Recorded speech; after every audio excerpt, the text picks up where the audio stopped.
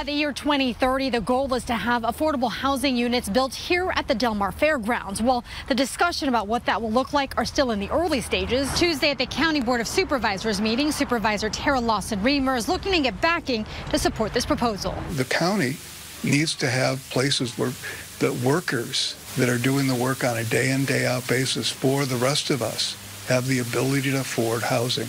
City and county leaders announced plans to launch a 2-year committed discussion to exploring options building affordable housing units on the Mar Fairgrounds property.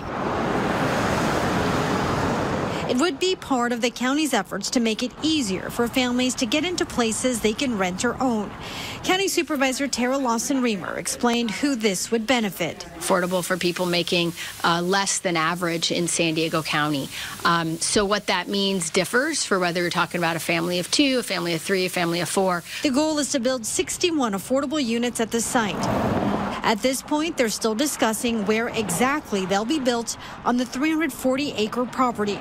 The process is in the very early stages, where the City of Del Mar and the owner of the property, the 22nd District Agricultural Association, have entered into an agreement to explore a land lease situation.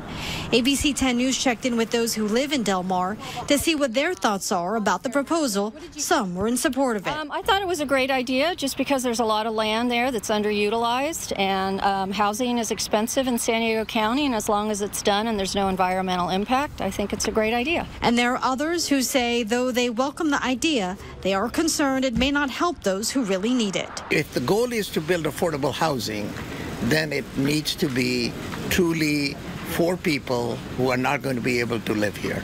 And I think when developers finish building these units here, they are not going to be affordable. Let's face it.